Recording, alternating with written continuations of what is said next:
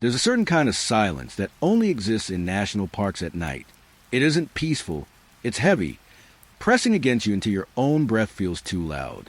I remember sitting at a campsite deep in the woods, the fire almost out, the sky full of pale stars.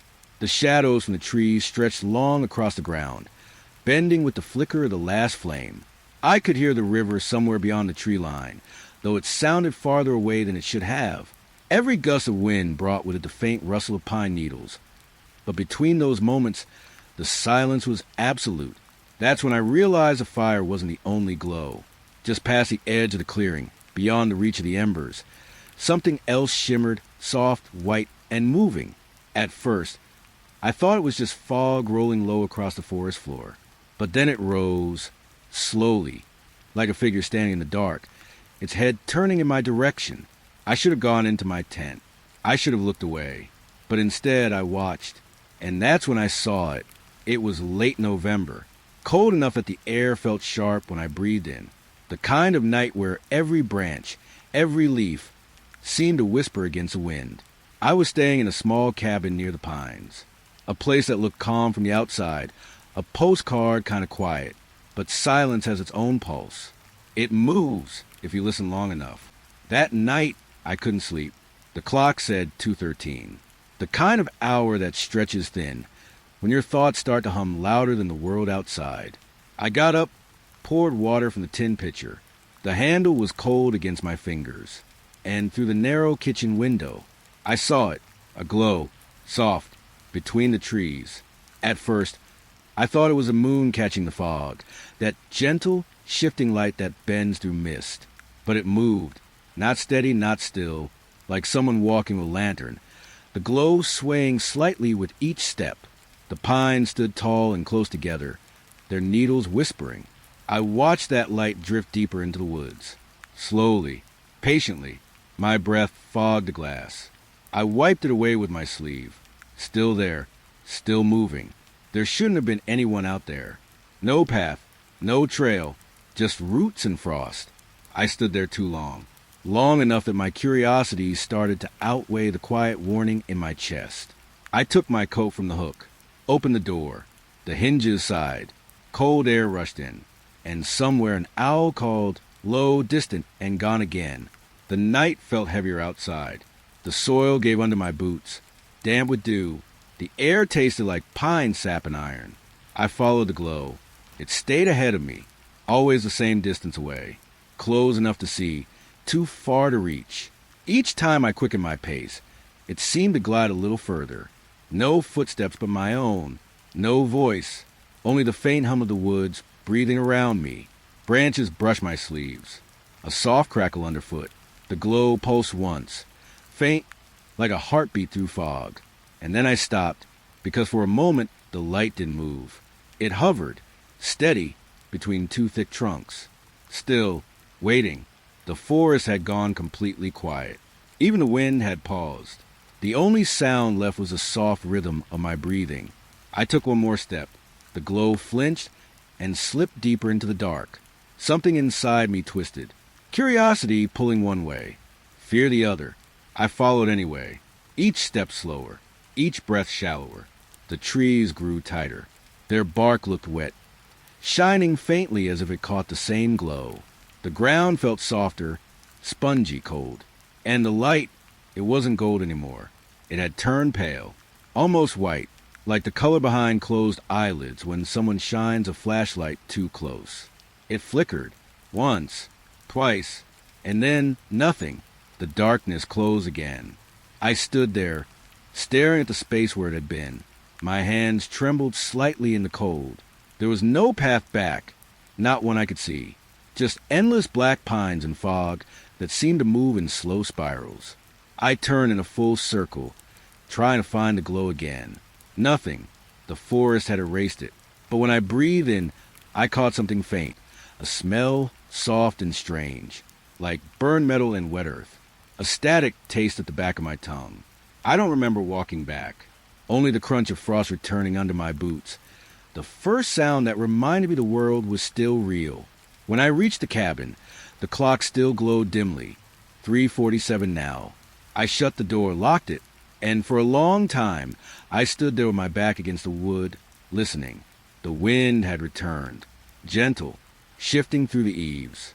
But in that movement, I could almost hear it, a faint rhythm in the distance, like something pacing between the trees. A flicker I could feel, but not see. Eventually, I went back to bed. Sleep didn't come. The image stayed behind my eyelids, that white glow, swaying softly, like it knew I was watching. When dawn came, I went outside. Frost glittered over the grass, every branch heavy with pale morning light. I followed the path I thought I'd taken, the one that led toward the pines. But there were no tracks, no crushed grass, no broken branches, just silence, the same quiet that had been there before, as if the night had folded itself back up and erased me from it. I stood there for a long time. The sun was barely up, turning the fog gold around the edges. But deep between the trees, if I stared long enough, I could still see it, that faint shimmer, like someone carrying a lantern, just out of reach. And when I blinked, it was gone. It was early autumn. The air had that thin chill that smells like wet leaves and rusted nails. The park had been closed for weeks, but I was still there, finishing the last of my survey routes. Most days it was quiet, just wind and pine needles brushing over old boards. But that morning, I found the cabin. It stood half hidden between two slopes, its roof sagging, its porch swallowed by weeds. The ranger station. At least, that's what the sign said, or what was left of it. The door hung crooked on one hinge. Unlocked. When I pushed it open, it made a low groan, like something waking up. Inside, the air was thick, dry wood and paper dust. The kind of silence that presses against your skin until you can hear your own pulse. I remember how the light fell through the window, pale and grainy, cutting thin shapes across the desk. There was a chair, a coat, still hanging by the door, and a row of logbooks lying neatly on the shelf. I don't know why, but I felt like I was intruding, like I had stepped into a memory that didn't belong to me. I brushed the dust off the nearest book and opened it. The first page, a neat date written at the top in black ink, September 3rd, 1991. The next page, the same date, September 3rd, 1991. I turned another, and another, each one written in the same hand, the same ink, the same date. Every line below it empty, just that single entry, repeated again and again. I flipped through faster. Dozens of pages, each one marked with the same date. The air in the room felt stiller, heavier. I set the book down, pulled another from the shelf. It was older, the cover flaking at the edges. When I opened it, the same date was there, the same handwriting. Every book, every year, every page. I don't know how long I stood there, listening to the faint creak of the building settling around me. Outside, the trees shifted softly, but it felt like the sound came from somewhere much closer. I turned back toward the desk. There was a mug there, cold, half full of something dark that had dried at the bottom. A radio sat beside it. Old, cracked, a thin wire still leading up to the rafters. When I brushed my fingers over the knob, a faint static rose from inside. It wasn't plugged in. The air changed again, a strange pressure, like standing underwater, like every sound had been swallowed up at once. I whispered something, just to break the silence, but my voice didn't sound like mine. It came out too soft and didn't echo. I closed the logbook, the paper whispering against itself, and that's when I saw it, in the far corner, a calendar pinned to the wall, the same date circled in red ink, September 3rd, 1991.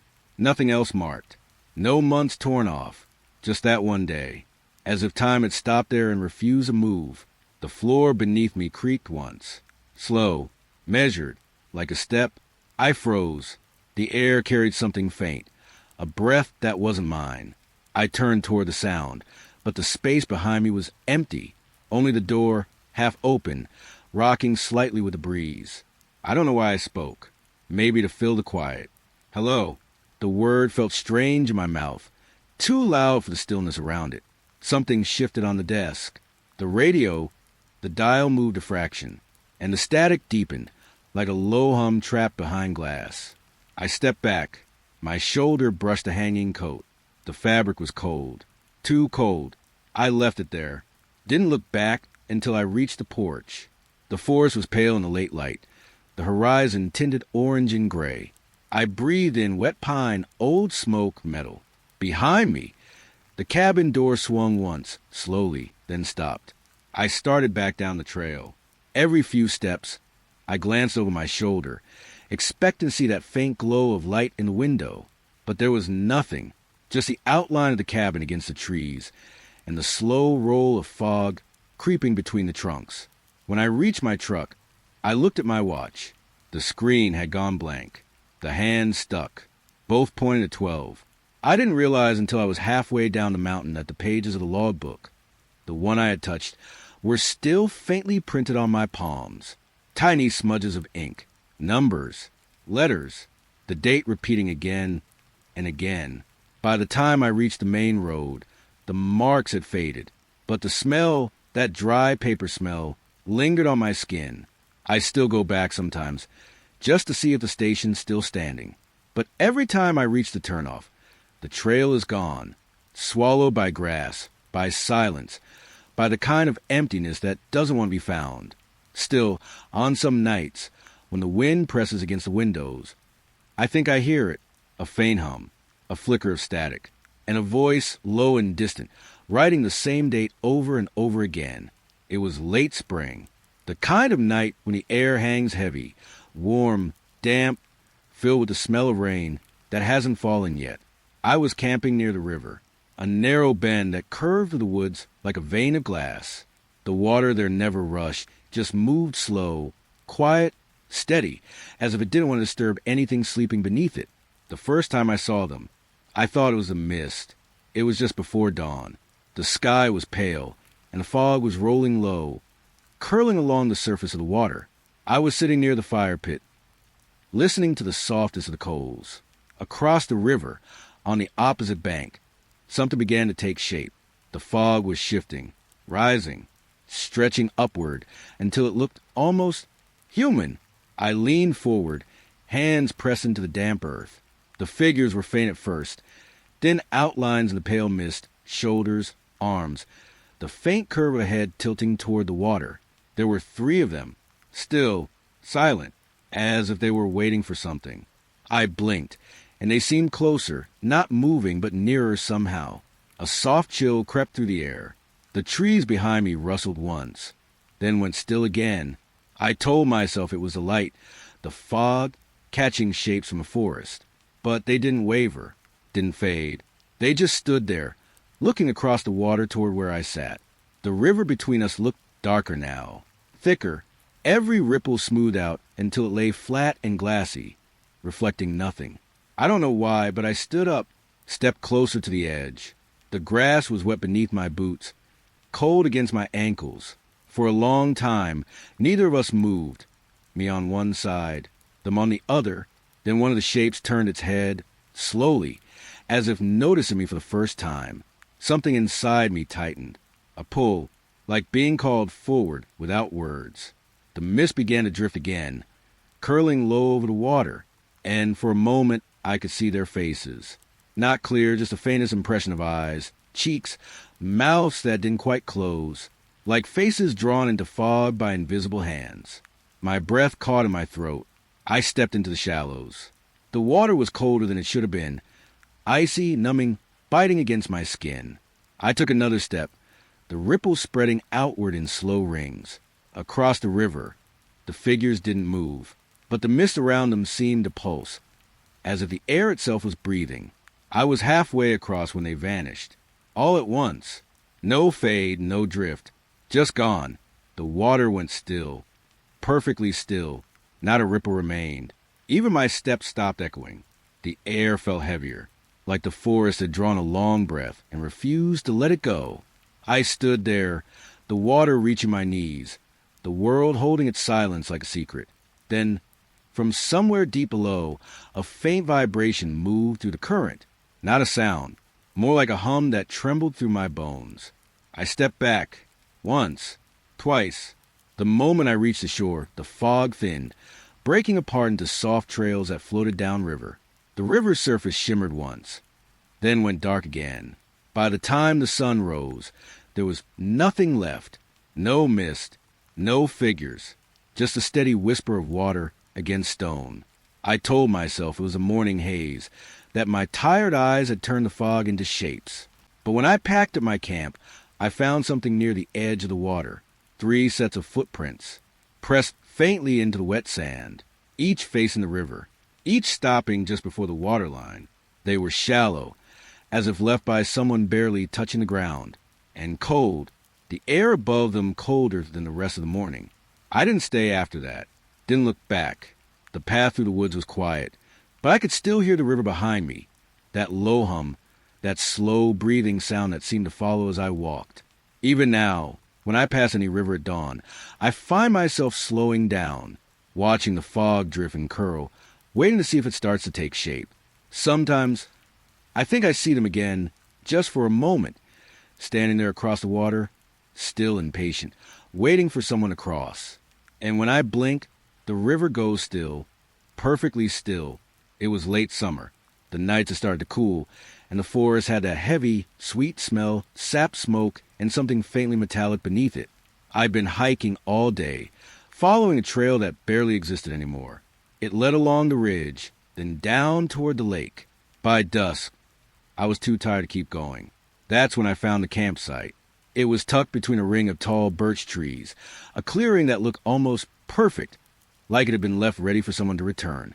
There were chairs, 5 of them, folded canvas seats, arranged neatly in a circle around a pit of ash. I remember the air first. It carried the faint smell of burnwood, not fresh, but not old either, like a fire that had died only an hour ago. I walked closer. The ashes were gray, soft-looking in the fading light. When I crouched beside them, I saw it, a faint glow, not a flame, just a slow pulse of red deep in the center, like the last ember refusing to die. I held my hand above it. No warmth, just the ghost of heat. I looked around. The tents were gone. No footprints, no gear, nothing but those 5 chairs and that soft, impossible glow. The woods around the clearing were still. Even the insects had gone quiet. Only the birch leaves moved, fluttering against each other like whispers just out of reach. I told myself it was fine. Someone must have packed up and left in a hurry. Maybe they'd come back. Maybe the ash was just catching the sunset, but the sun was already gone. And that faint red light was getting stronger.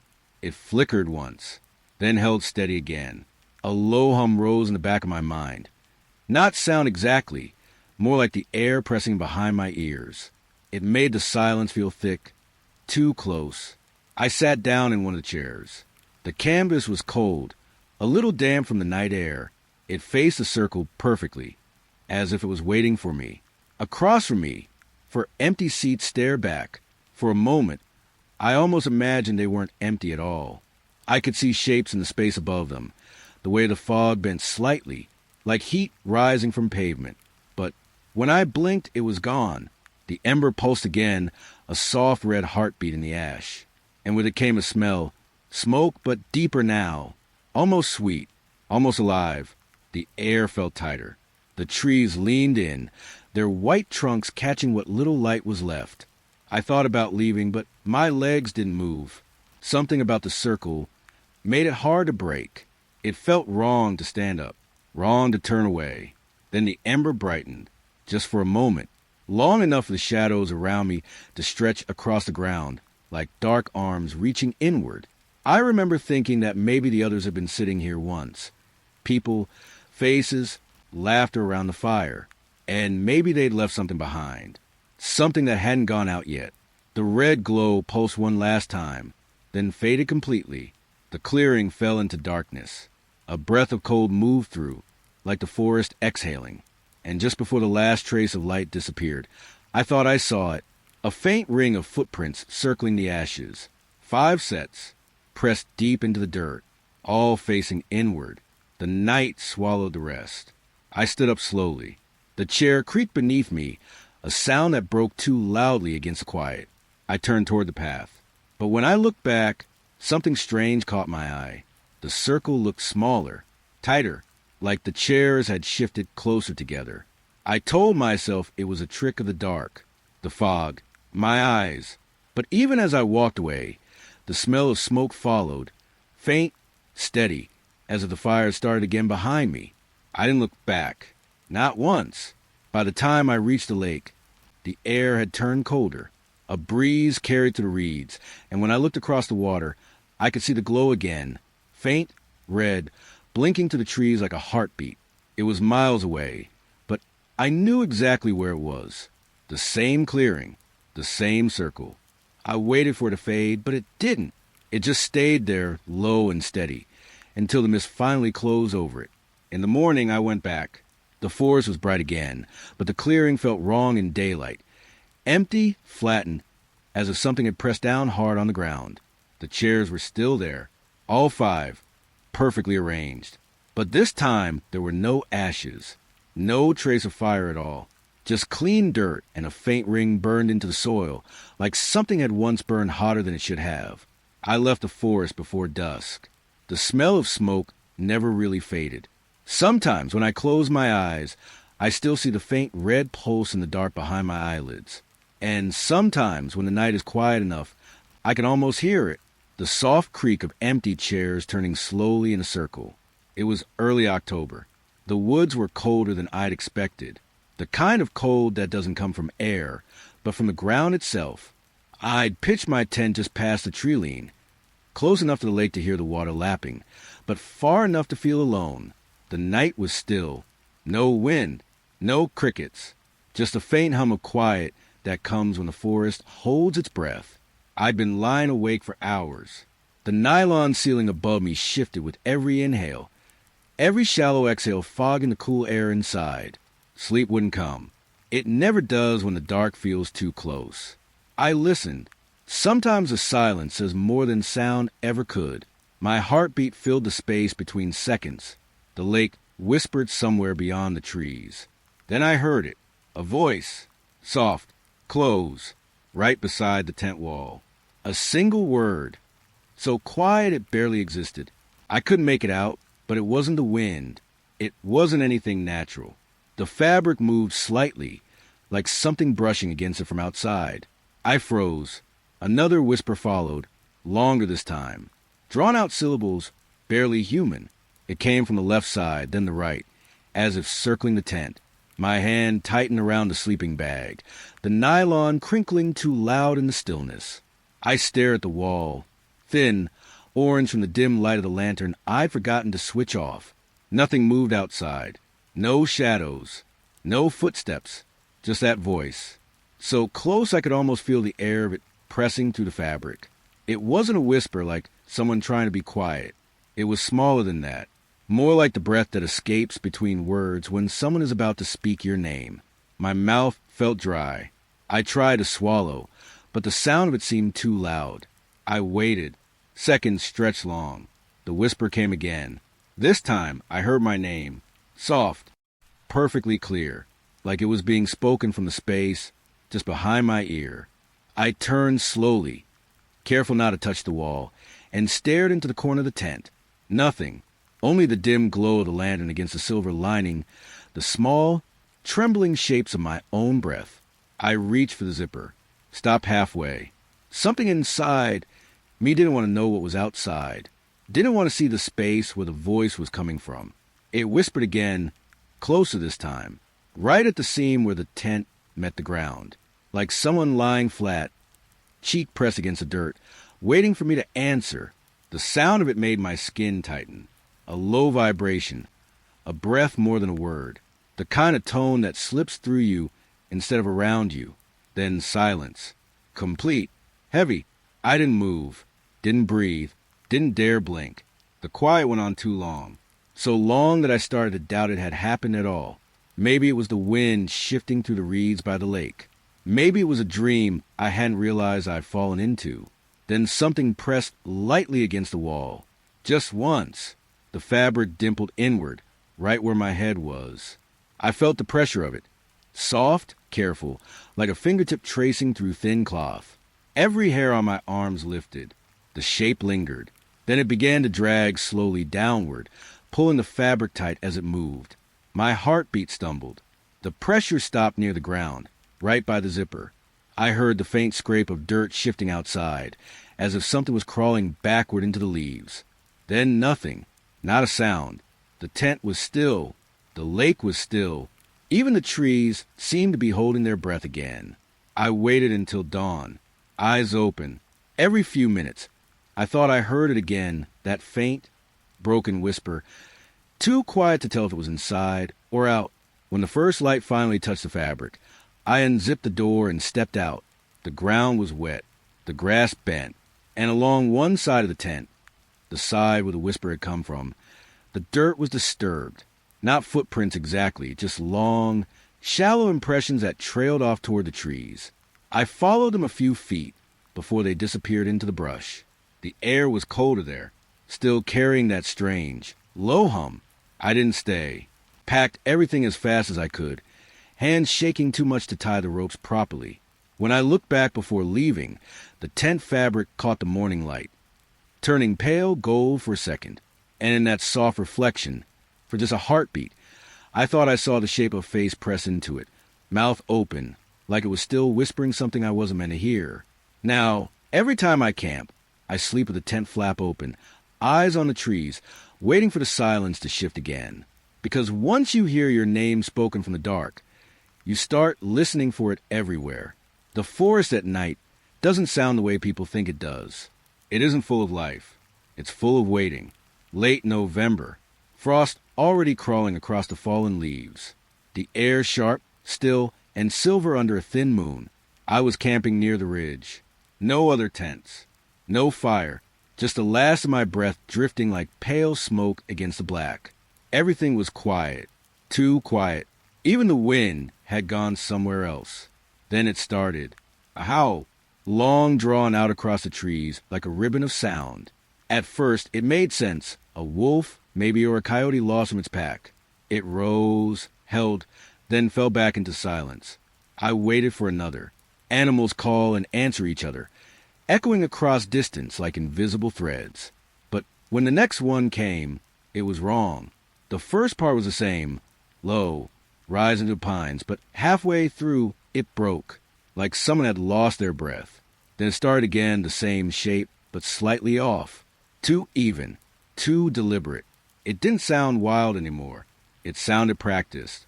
The kind of imitation you'd hear when someone tries to sound like an animal, but can't quite hide the human underneath. I sat still, hands pressed against my knees. The echo carried low through the valley. Then again, a second howl, closer this time. It ended with a breath, a human breath. I felt it, a cold current of realization sliding under my ribs. Something was out there, something pretending. I turned off my lantern. The darkness swallowed everything. My eyes adjusted slowly. The outlines of trees, the slope of the ground, my own trembling hands. The third howl came, not from far this time, but from somewhere above, the ridge. It started strong, a perfect mimicry of the first, then faltered halfway, like a voice cracking under weight. It repeated, exactly the same way, same breath pattern, same stumble in the middle. It wasn't a call anymore. It was a loop. A sound played again, and again by something that didn't understand what it meant. The night pressed tighter around me. I could hear the frost forming. Soft crackles across the grass, the faint rustle of air freezing in place. Then came the fourth one. It started low, broke twice this time, then ended in a thin, rasping laugh. Just a breath of it, barely a sound, but it didn't belong in the forest. The laugh ended too suddenly. Cut clean. I didn't move, didn't even blink. Somewhere behind me, a branch snapped, not from weight, from pressure, like something testing the ground. The trees held still. The moonlight shifted across the fabric of my tent. Then, from far off again, another howl. But this one was perfect. Smooth, high, rolling through the valley like smoke. If I hadn't heard the others, I would have believed it. But now it only felt like a mask. Something rehearsed. And behind it, I swear, I heard another voice. A faint echo, mouthing the same shape of the sound, but without making it. Like two mouths, one real, one trying to follow. The cold deepened. My breath came slower. I could see my reflection in the small window of the tent. The faint shimmer of eyes, the blur of movement just beyond. Another howl, so close it shivered through the nylon wall.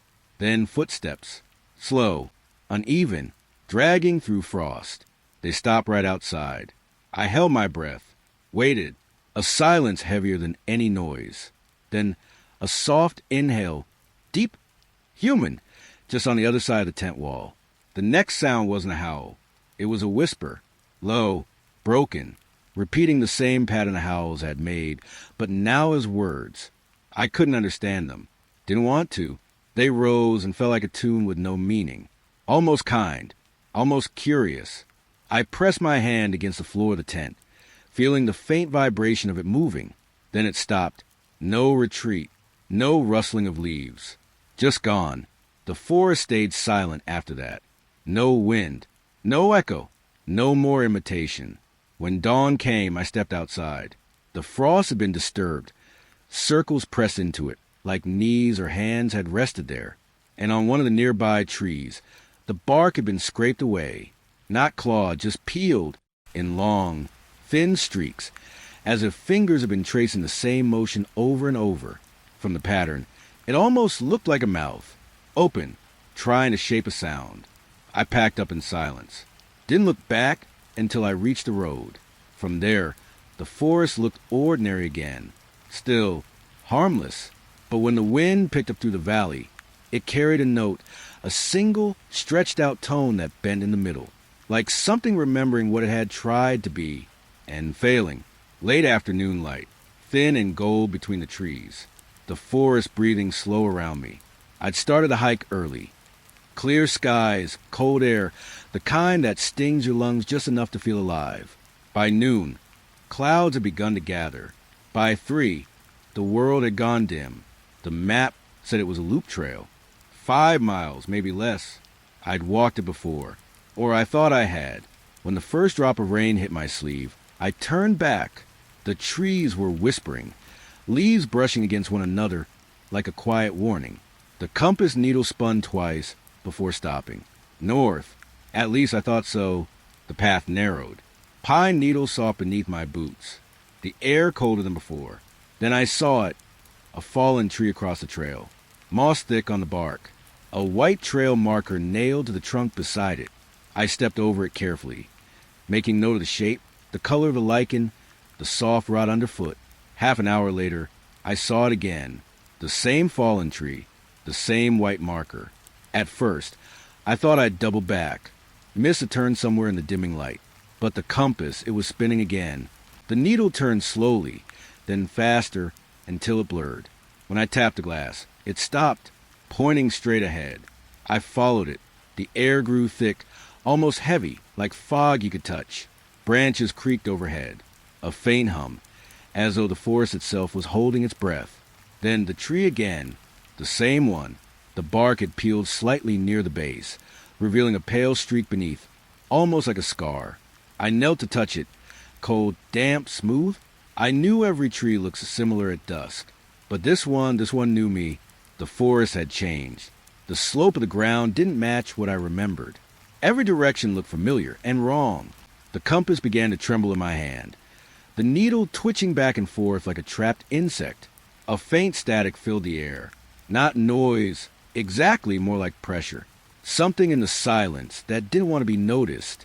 I walked faster. Branches brushed against my jacket. The scent of wet bark, earth, something metallic beneath it. Minutes passed, or maybe an hour. Then the same tree, the same marker. But now the moss was damp, freshly disturbed. My own boot print on the trunk. I had been here, not long ago. The light had faded to gray. I tried to turn back, to move away from the direction I'd come. The forest closing, the trail thinner, less defined, like it didn't want to be a trail anymore. My breath quickened. Each exhale hung in the cold air, hovering before me like mist that refused to disappear. I forced myself to keep walking, counting steps, marking trees with a small knife I carried for camping. 1 slash on the bark, then another, every 10 steps. But when I looked back, the marks were gone, the bark smooth again, untouched. Something pressed low in my chest. a weight that felt like realization, but not yet understanding. Then came the stillness.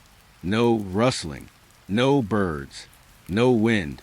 Even my own breathing felt too loud. I turned the compass once more. It spun wildly, needles circling, never settling. The forest around me felt endless, each tree a mirror of the last. Then, out of the corner of my eye, a flicker, a figure, or maybe just movement at the edge of the trail. When I turned, nothing, just the space between trunks. The faint shimmer of damp air. I whispered something. A name, maybe, though I don't know whose. The trees seemed to lean closer. I started walking again, though every part of me wanted to stop. And then the tree, the same fallen trunk, the same white trail marker. Only now, the white had darkened. A smear of dirt, or maybe something else, dragged across it like a handprint. The forest hummed again, low and steady. My fingers tingled, the air thick, almost humming against my skin. I sat down beside the log, waited, tried to listen past the quiet.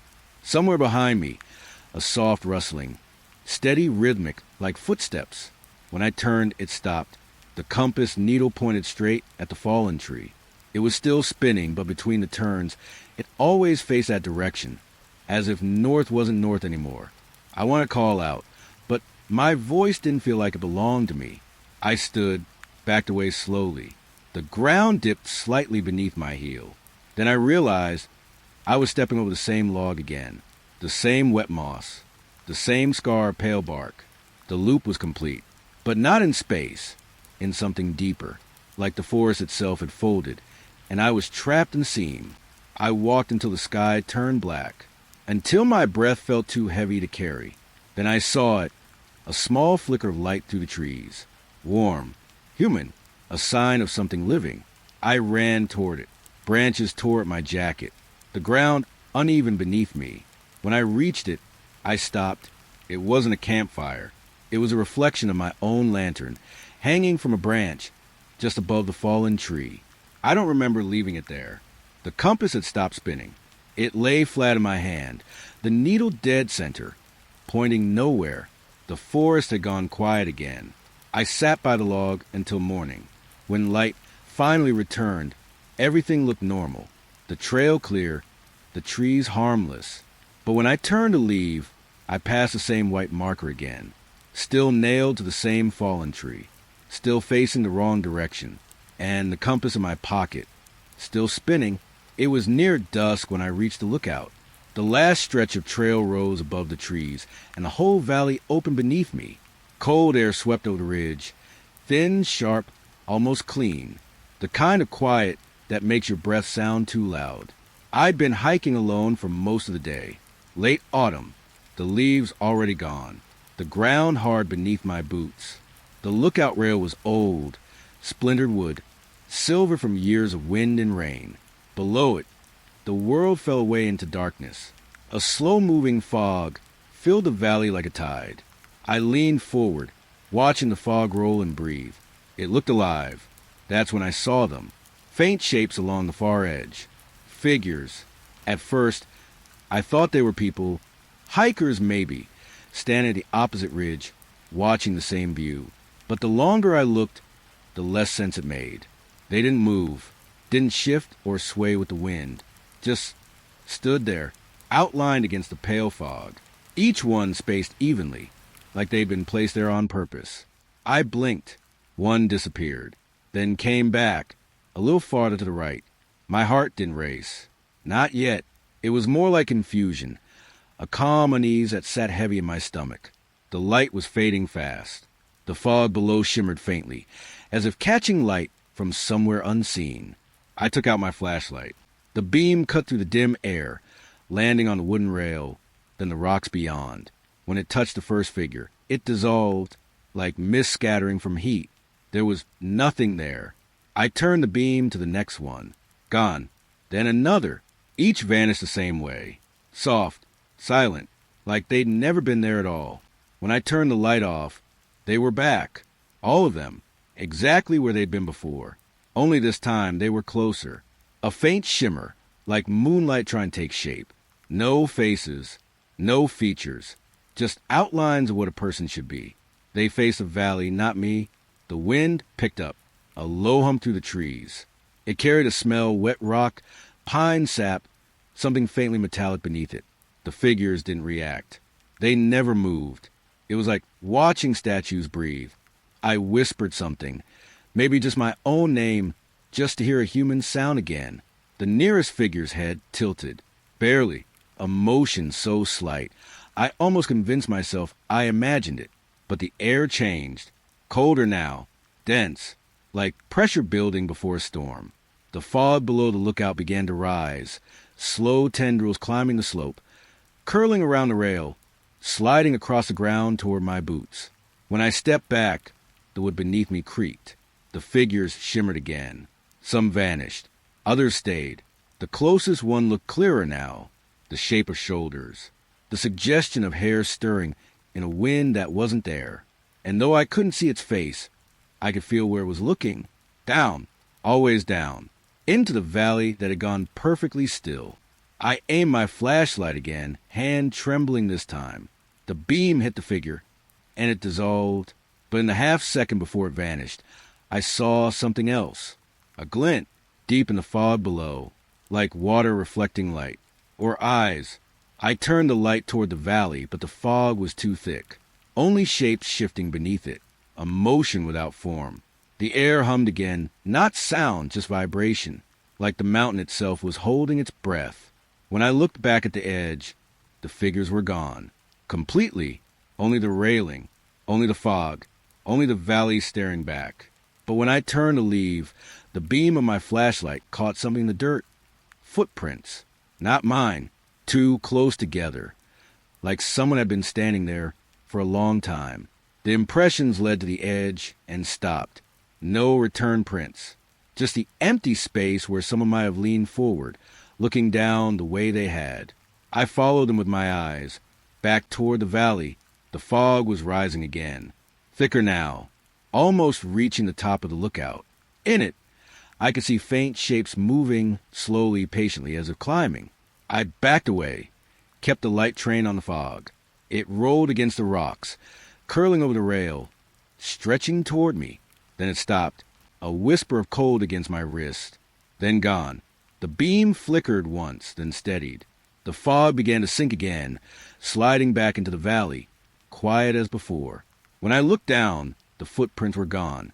I stood there until the last bit of light faded.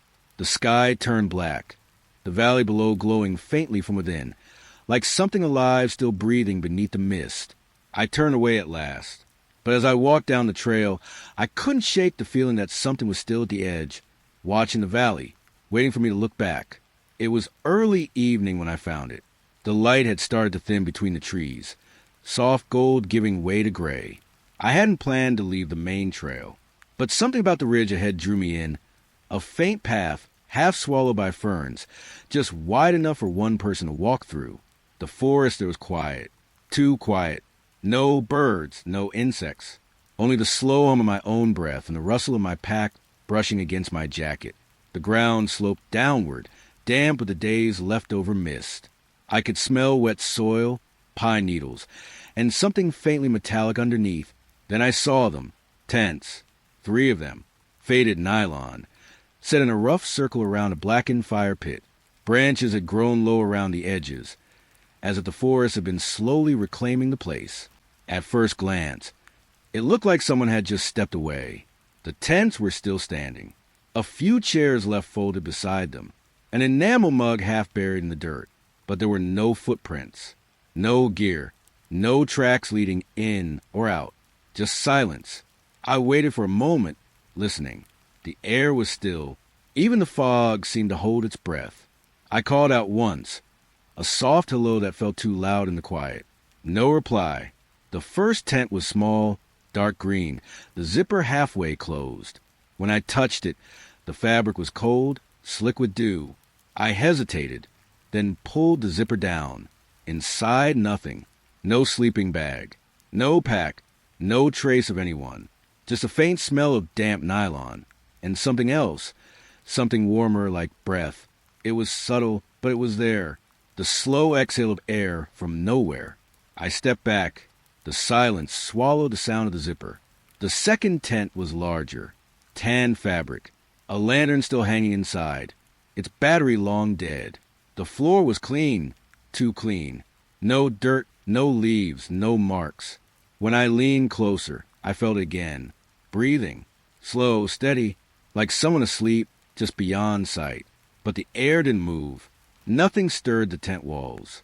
I crouched, trying to listen closer. It wasn't an echo.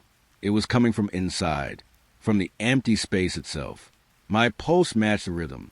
In, out, in, out. I stood up quickly, stumbled back against a log. The forest didn't react. Not a sound, only that steady, invisible breath rising and falling in the dark tent. I turned to the last one. Blue fabric, the color drained by sun and time. Its zipper was completely closed. I almost walked away. Almost. But something about the way it sat, too neat, too deliberate, made me stop. The air around it felt heavy, as if the fog had thickened there. Even my flashlight dimmed a little when I aimed it at the tent surface. I reached for the zipper. My hand shook. The metal teeth were cold against my fingers. When I pulled it down, the sound stretched out longer than it should have been, like the air didn't want it to open. The flap fell away. Inside, the same emptiness. No gear, no sign of use. Just a hollow space that seemed deeper than it looked. And then, breathing, louder this time. Right there, filling the tent, filling the air between us. It matched mine for a moment, then didn't. It paused, held, then exhaled again, slow, deliberate, not mine. I stepped back. My light flickered. The fabric of the tent shifted slightly inward, like something had leaned toward me from inside. I froze. The breath came again, longer this time. Close, almost against my ear. I didn't wait to hear another. I turned, nearly tripped over the fire pit, and pushed through the brush toward the trail. The forest stayed silent behind me. No pursuit, no voices, but I could feel it, that weight of unseen air following me between the trees. When I finally reached the main path, the forest felt different, lighter somehow. The sound returned slowly. A crow in the distance, the faint rustle of wind through pine. I looked back once. The path I'd come through was gone. Nothing but unbroken undergrowth. No sign of the ridge. No tents. I stood there for a long time, listening. Nothing. But that night, in my cabin miles away, I woke to the faint sound of breathing beside the window. Slow, even, patient. I didn't move, didn't look, just listened until the silence finally took it back. And when I checked the next morning, my tent, the one I'd packed away weeks before, was standing open on the porch. Empty, except for the faint, lingering warmth of something that had been there. Breathing. It was winter on the ridge. The kind of cold that hummed through the wood walls, where the forest outside went still after sundown. The ranger station sat alone, half buried in frost. No trails open. No hikers this late in the season. Just me, a lantern, and the quiet. The wind brushed against the cabin, a low whisper moving through pine. The stove ticked softly as it cooled. I was half asleep in the chair when it came. 3 knocks, slow, even, from the door. They were so soft at first that I thought I'd imagined them, but they came again, a little firmer. I sat up. The lantern swayed. Its light touched the window. Nothing moved beyond the glass. No footsteps. No crunch of snow. I waited. The air felt tight, like the room was holding its breath with me. Another knock, closer this time, as if whoever was had leaned in, just inches from the wood. I stood, across the floor. The boards were cold under my socks. My hand hovered over the latch. For a moment, everything went still, so quiet I could hear my own pulse. I opened the door.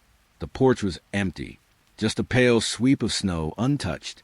No tracks leading to or from the steps. The trees stood motionless, their branches heavy with frost. Even the wind had stopped. I stepped outside, listening. Nothing, not even the usual groan of the forest settling. Then another knock. Behind me, from inside the cabin. I froze on the porch.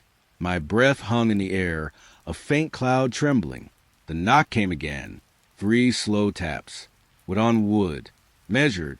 Deliberate. I turned back. The lantern inside flickered once, like something had moved past it. I stepped through the doorway, heart pounding too loud in the hush. The door swung shut behind me on its own. The latch clicked softly. The knocks had stopped. I scanned the room. Stove, cot, gear by the wall. Nothing out of place. But the air, it felt wrong. Too heavy. Too close. I could smell the faint trace of cold air, like the door had just opened again, but it hadn't. I moved to the window. The snow outside was untouched. Still no footprints. No sign of anyone. And then, from the far corner of the cabin, 3 more knocks. Quieter now. Almost gentle. I turned the lantern toward it. The corner was empty. Just the shadow of my chair and the dark seam of the floorboards. Another knock. This time from the opposite wall. Then the one behind me. Then from above, from the ceiling. It was moving, circling. Each knock slower than the last, as if it were deciding where to stop. The walls seemed to breathe with it. Each creak, each tap matched something unseen in the rhythm of the room. I whispered, without meaning to, "Who's there?" The knocking stopped. A deep quiet settled. So deep I could hear the crackle of frost creeping along the window frame. Then came the last one. Not a knock this time. A single, hollow tap. Right behind me. I didn't turn. Couldn't. The air was colder now. My breath fogged and drifted sideways, drawn towards something I couldn't see. The lantern's flame stretched thin, like it was being pulled in the same direction. Then the door behind me opened just a little, enough for a sliver of night to seep through. No wind, no sound, only that same soft rhythm, somewhere in the dark, as if something had started tapping again. Farther away now, out in the trees. I walked to the door, one step at a time. The forest waited, the snow still untouched, the world silent. I closed the door gently, slid the latch into place. The metal was ice cold. When I turned back, the lantern had gone out. The room was black, and somewhere near the stove, just above the floorboards, something knocked once more. Slow, patient. I stayed there frozen, listening to it echo through the wood. Then nothing, only my breathing, and the faint warmth of another breath beside it. The air was cold that night, the kind that made the water near the shore feel sharp against my fingers. Autumn fog drifted across the lake, clinging to the surface in long, pale tendrils. I had come alone. The dock creaked beneath my boots, what was smelling faintly of rot and pine. The wind carried the scent of wet leaves, and somewhere in the distance, a loon cried softly. That's when I saw it. A light, dim, floating just above the water. At first, I thought it was a reflection of the moon, but it bobbed, slow, steady, as if carried by a hand beneath the surface. I leaned forward, trying to make sense of it. The fog pressed close, cool against my face. Each breath I took hung in the air, thick, fading slowly into mist. I stepped onto the dock's edge. The lantern didn't move closer. It didn't move away. It simply floated, pale and steady, like it was waiting for me. I reached for it. The water lapped at my boots, cold, pulling at my toes. The lantern's glow flickered slightly, like a heartbeat. When my hand hovered above it, the light sank, quietly, so silently I almost thought it had vanished by mistake. Ripples spread across the lake, distorting the reflection of the dark trees. The lantern had disappeared beneath the surface, leaving nothing but movement in the water. I stayed still, listening. The hum of the lake, the whisper of the fog, the distant echo of my own heartbeat. Then it rose again, the same pale light, bobbing in the same spot. I reached once more, and again it sank. Each time it vanished, the ripples lingered longer, widening circles moving outward, like waves in memory. I noticed something else then. The smell, metallic, faintly sweet, as if iron had been mixed with the scent of wet soil. It came from the water, or from the air just above it. I stepped off the dock, boots sinking slightly into the soft mud. The lantern floated closer, but never enough to touch. It bobbed higher now, and I realized it moved in rhythm with me, following me, mirroring my steps across the shoreline. I stopped, The light paused too. For a moment, we were both still, watching each other in silence. Then the water shifted. A hand, or the memory of one, pushed the lantern down again. It disappeared beneath the dark surface, leaving only rings that moved outward, touching the shore where I stood, then fading. I sank to my knees, the mud soft beneath my hands, cold creeping through my coat. I wanted to leave, but my eyes couldn't look away. The lantern reappeared, closer now, floating as if it were waiting for me to reach again. I hesitated. The water was deep here, still, quiet. I wondered, was it a trick of the fog? A reflection from somewhere I couldn't see? Or something else entirely? I reached. The lantern sank. This time, the water moved differently. Slow waves pressed against my knees, cold seeping through my pants. The ripples seemed deliberate, pushing at me, reminding me I was alone. And then I understood. It wasn't mine to take. Not ever. The lantern floated once more, pale, silent, like a regret tethered to the lake. I stayed there, watching the water, watching the circle spread, until the night pressed fully down. The fog grew thicker. I could barely see the dock beneath my knees. The lantern still floated, just beyond reach, never still, never gone. I whispered into the fog, though I knew no one would hear. An apology, a wish, a quiet admission of something I couldn't fix. The lantern sank again, and I realized it always would, always just out of reach, always leaving ripples that carried a memory I could never reclaim. I walked back along the shoreline, the cold seeping into my bones, the water dark and silent beside me, the fog pressed close, the night heavy. And when I looked back once, the lantern bobbed faintly, a pale heartbeat on the lake, mocking, patient, and impossible to grasp. The trail was quiet that morning. Mist curled around the roots, and the damp earth smelled of pine and moss. The forest was empty, or so I thought. My boots pressed into the soft ground, each step muted by the fog. A bird cried far off, then silence swallowed a whole. I noticed it first when I stopped. A faint echo behind me. Soft steps, matching my pace. I paused again. The steps stopped too. I waited, breath rising slow, heart beating in the fog like a drum. I moved forward. The steps resumed, always behind me, always the same rhythm. I looked back. Nothing but trees. No figure. No shadow. No prints on the wet soil. I tried to convince myself it was my imagination. The fog makes tricks of the mind. Still, the sound kept pace. Soft, patient, following. I slowed down. The footsteps slowed. I sped up. They sped up too. The forest shifted with me. Leaves rustling where no wind blew. Twigs snapping under a weight that wasn't mine. I stopped at a clearing. The fog was thicker here, clinging to my skin. Damp cold, almost alive. The steps stopped. The clearing was empty. Only the smell of wet earth and pine. And yet the echo remained. I turned slowly. Nothing. Only mist coiling around roots and rocks. I took a deep breath. Stepped forward. A twig snapped under my foot, and the steps mirrored me immediately. Closer this time. Closer to the edge of perception.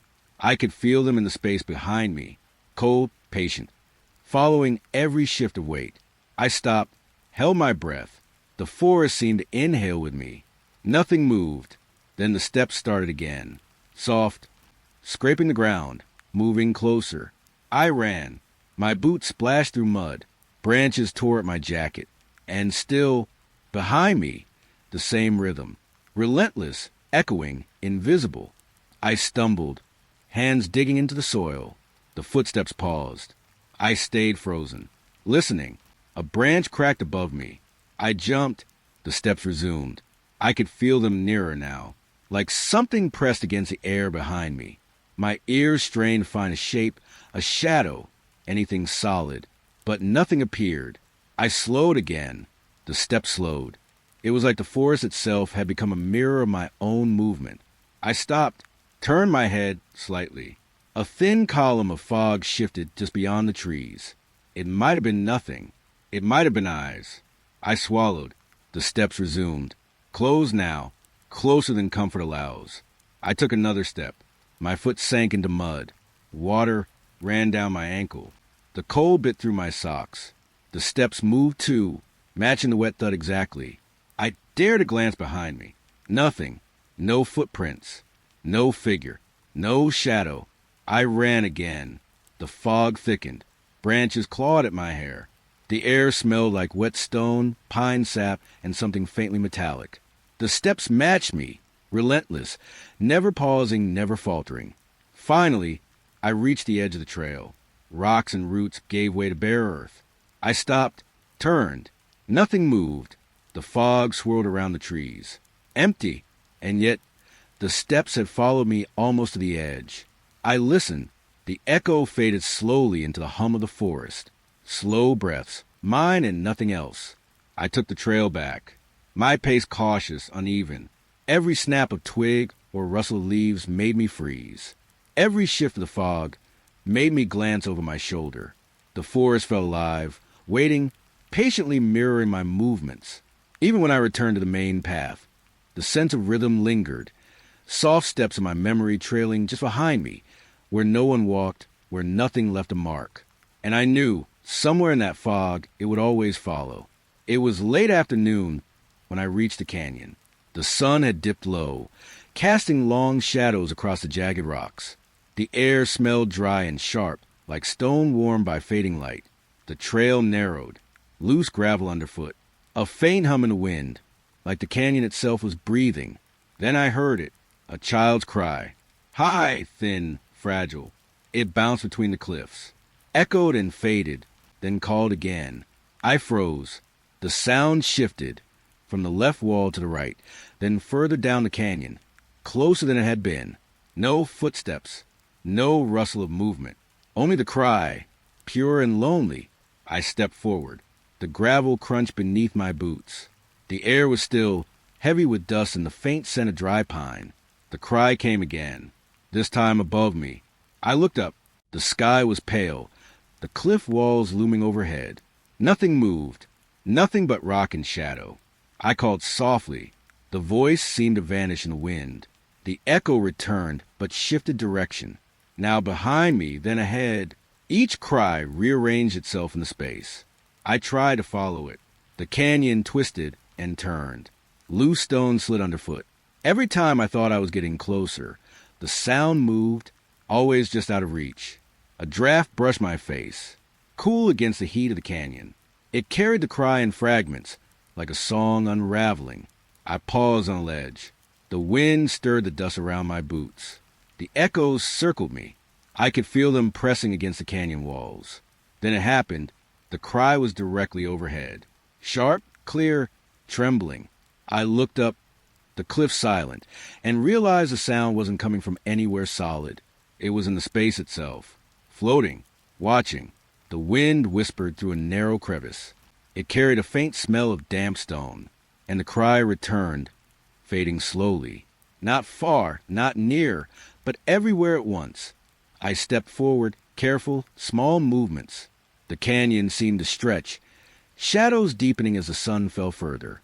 The echo shifted with each step. The cry followed, circling, distant yet immediate. I stopped at a pool of still water in the canyon floor. The surface reflected the cliffs, gray and silent. I heard it again, directly above me. I shivered. The air felt heavier, like it carried weight I couldn't name. I held my breath. The echo paused. Even the wind went quiet. Then the cry returned, farther away this time, twisting along the canyon walls. It became softer, like the last thread of the song being pulled away. I backed toward the trail. The echo followed, but now it lingered behind me, a memory of sound that felt like it had a life of its own. The canyon swallowed the light. Shadows pulled in the curves of stone. The cry faded, then stopped entirely.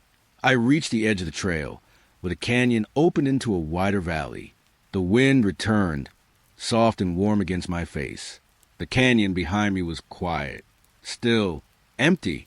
I stayed there for a long time, listening. The memory of the cry hung in the air, fragile, unplaceable, like a thread between the cliffs and me. And I realized the canyon was never empty. It held sound that could move, shift, follow. I walked away slowly, each step careful. each breath measured. The memory of the cry drifted in my mind, changing direction with each heartbeat, always just behind, always just out of reach. It was late fall.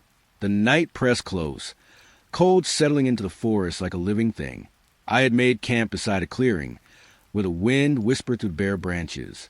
The fire crackled softly, sending sparks into the dark air. The smell of smoke mingled with damp earth and the faint tang of pine. I sat close, hands warmed by the amber glow. At first, it was normal. The flames danced, throwing shadows across the rocks and tree trunks. The usual rhythm of settling, coals shifting, sparks rising. Then I saw it. A spark lifted into the air, glowing pale against the black, and the shape twisted. Not random. Something familiar. A face. Wide eyes, an open mouth, frozen in silent scream. It hovered for a heartbeat and vanished into smoke. I blinked. The fire shifted. Another spark rose. Another face. Closer this time. Eyes staring through the night. Mouth stretching in shapes that made my chest tighten. They twisted and contorted, not human, but somehow familiar. The sparks danced higher, and each shape lingered a fraction longer. I could see teeth, the hollow of eyes, the outline of noses, all burning briefly into existence before fading in the smoke. I leaned back. The ground beneath me was cold. Damp leaves pressed into my palms. The air smelled sharper now, like burned wood and iron. The forest itself seemed to hush. More faces appeared. Some flickered at the edges of the fire. Others climbed higher, spinning in the smoke, stretching into shapes that made my throat tight. I could hear them almost, a soft hum like whispers pressing against the night. I tried to tell myself it was a fire. Sparks always twist, always form illusions in the dark. But this was different. Each face lingered too long, each one more distorted than the last. I watched as a spark rose slowly, spinning in a spiral, eyes wide, mouth open in a silent scream. It tilted toward me. The smoke around it coiled, stretching like fingers. I shivered. The fire crackled beneath my hand. A sudden pop, and another face burst upward, closer, larger, its eyes dark hollows that seemed to reach into me. I leaned back further. The sparks rose faster now, a storm of faces climbing the night, each one twisting, contorting, glaring, screaming, vanishing in smoke and leaving an echo of cold air in their wake. The trees whispered. Leaves rustled without wind. I could feel it watching. The forest bending, leaning toward the fire. I whispered to myself, though the words felt small and useless. Just the fire, just the sparks. But the faces didn't stop. They multiplied, rising in spirals, and for a moment I could see hundreds of them, stacked in the smoke, floating just above the flames. A spark drifted near my hand. I recoiled. The face was impossibly clear. Eyes hollow, mouth stretched, and for a fraction of a second I thought I heard a soft breath, a whisper. I blinked. The spark fell back into the fire. The face vanished. I sat very still. The coals glowed red, sputtering gently. The night seemed heavier, the shadows deeper.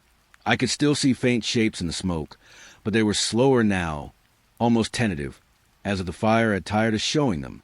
I drew my coat tighter. The smell of ash clung to my fingers. The ground felt damp and heavy beneath me. The forest hummed softly, a living pulse in the dark. Sparks rose one last time. A face lingered for a heartbeat, eyes staring straight at me, mouth open in frozen scream, and then it vanished completely. The fire burned low. The night settled. Only smoke and ash floated upward, soft and drifting, leaving the clearing quiet again. I stayed close to the fire. Every so often, a faint ember would flicker upward, a tiny shadow of a face that vanished as quickly as it appeared. I whispered into the night, though no one answered. The forest held its silence. The fire whispered, and I understood that some things only appear to remind you they are always watching. It was early morning when I stumbled upon the field. Mist still clung to the ground, curling around my boots and the tips of the grass. The air smelled damp, a mixture of wet soil and fading pine. The tents were there before me, rows upon rows, perfectly aligned, identical shapes, pale canvas glowing faintly in the fog. I stepped closer. The grass whispered underfoot. The smell of earth and fabric pressed in with every breath.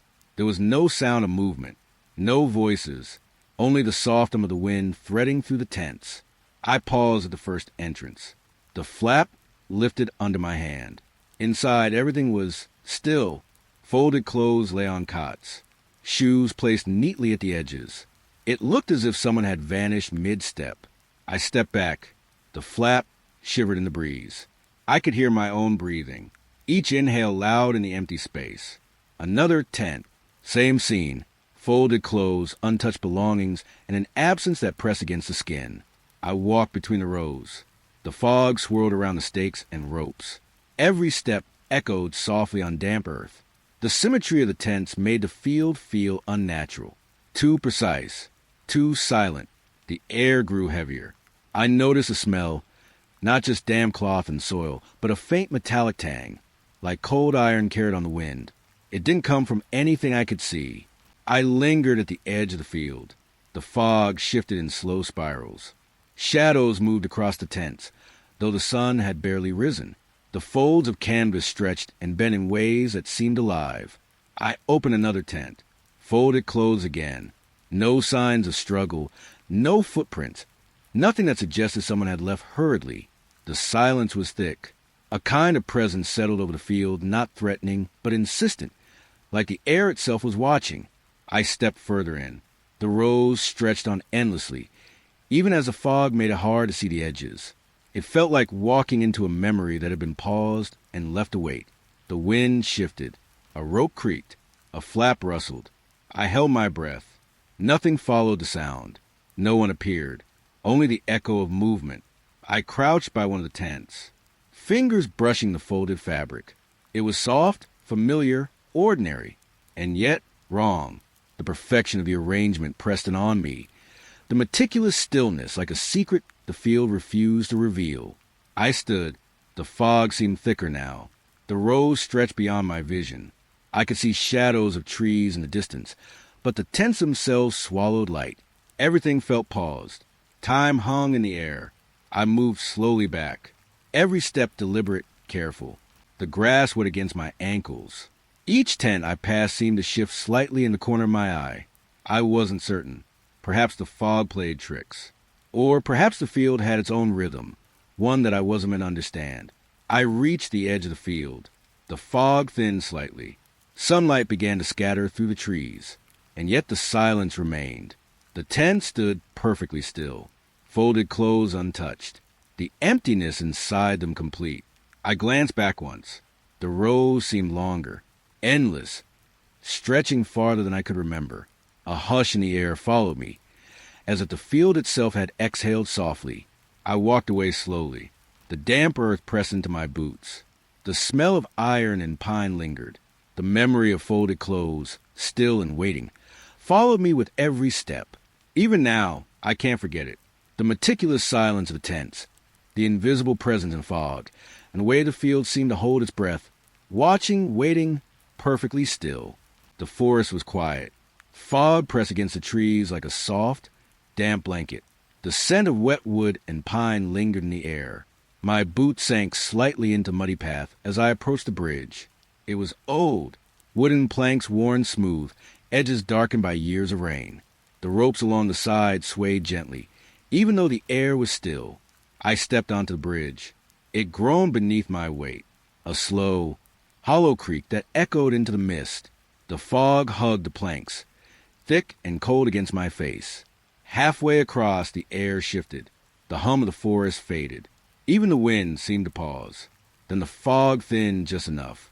I saw it, a figure, standing at the far end of the bridge, not moving, not speaking. Just there, shadows clung to it, as if the fog itself formed its shape. My heart tightened. I could feel the damp air against my skin, the scent of wet wood mixing with the metallic tang of fear. Every instinct told me to stop, but I couldn't look away. The planks creaked again, this time slowly, deliberately, as if something unseen was pacing beside me. I stopped. The figure remained still, a silhouette framed by gray fog, edges blurred and wavering. I tried to measure the distance. The bridge seemed longer now, Planks stretching under invisible weight. The ropes hummed faintly as I gripped them. A soft vibration traveled through my fingers. The fog swirled. Around my legs, around the figure. It pressed in, damp and cold. The forest beyond vanished entirely. Only the bridge and the figure remained. I took another step. The creak beneath my foot sounded louder than before. The figure did not move. It did not breathe. Yet I felt its gaze and awareness in the stillness. The bridge moaned again. Halfway, the fog thickened, swallowing the figure. For a moment, I thought it had vanished. Then the mist parted slightly. There it was again, closer than before, though it had not moved. I paused, gripping the ropes. The air smelled heavier here, damp, earthy, and faintly metallic. A low hum seemed to emanate from the wood itself, or perhaps from the fog around it. I tried to step backward. The bridge creaked in protest, each plank bending subtly, echoing in the mist. I looked down. Water swirled quietly beneath, dark and reflective. No movement, no ripples, except the ones I made with my own steps. The figure shifted, ever so slightly, not enough to be certain, but enough to make my breath catch. A shadowed outline against gray, like a smear of darkness across the fog. I inched forward again. The ropes vibrated lightly under my fingers. The hum persisted, soft and constant.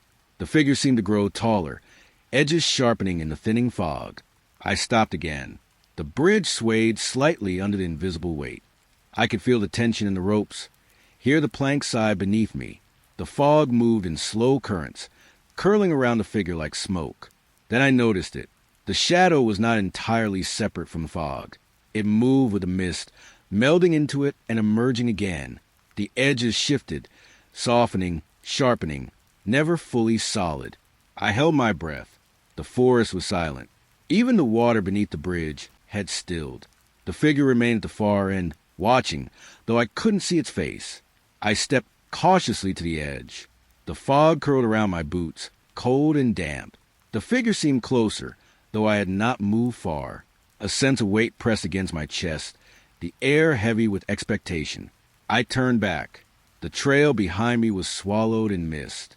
The forest a gray void. There was no path, no sound, only the bridge and the figure. I took one last breath. The fog swirled again. The figure's outline blurred. And then it was gone. The bridge groaned under my weight once more. I walked slowly back, each step deliberate, careful. The mist followed, curling around the planks, pressing against my boots, leaving the bridge empty once more, silent and waiting. It was late. The moon hung low over the trailhead, a pale disk pressed through thin clouds. The air smelled of wet leaves and earth, cold and heavy against my skin. I stepped onto the clearing. The wooden trail sign loomed ahead, its paint peeling, damp with night mist. Everything was quiet, except the soft hum of wind through the pine. I froze. A shadow stretched beside the sign, tall, impossibly long, bending in a direction that made no sense. The moonlight touched it, but it did not fall where it should. I swallowed.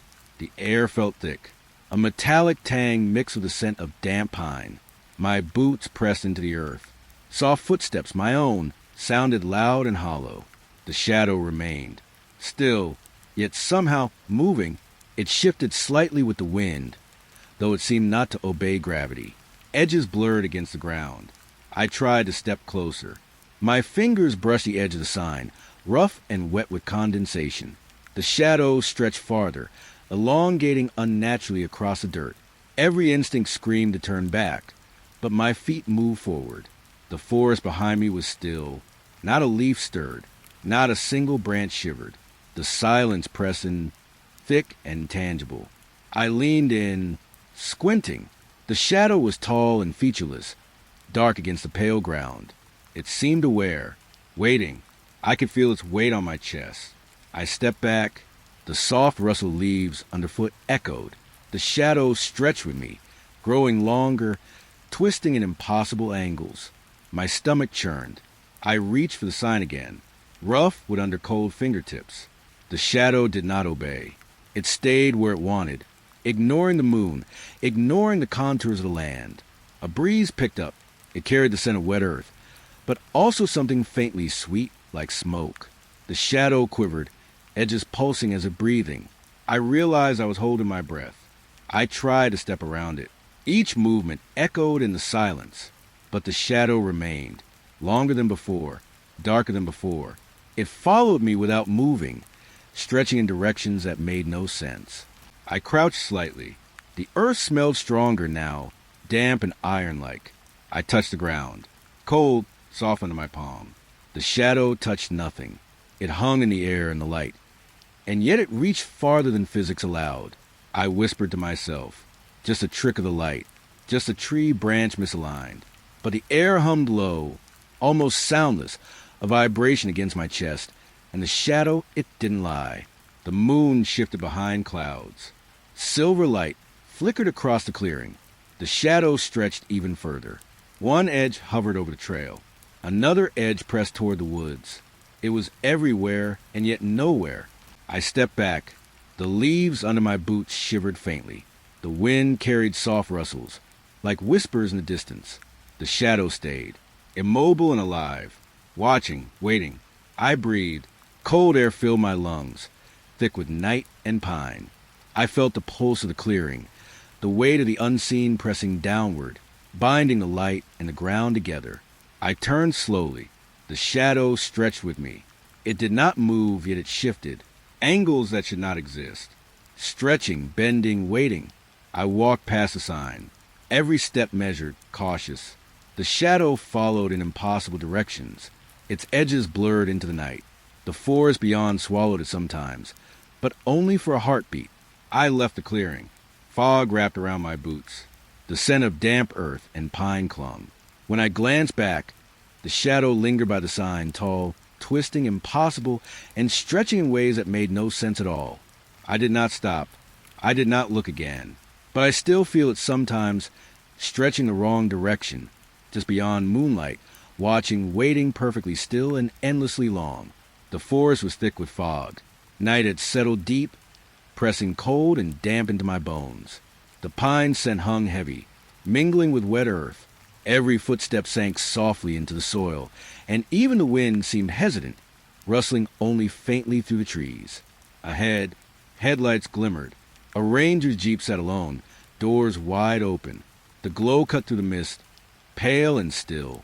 I froze, feeling the chill crawl along my spine.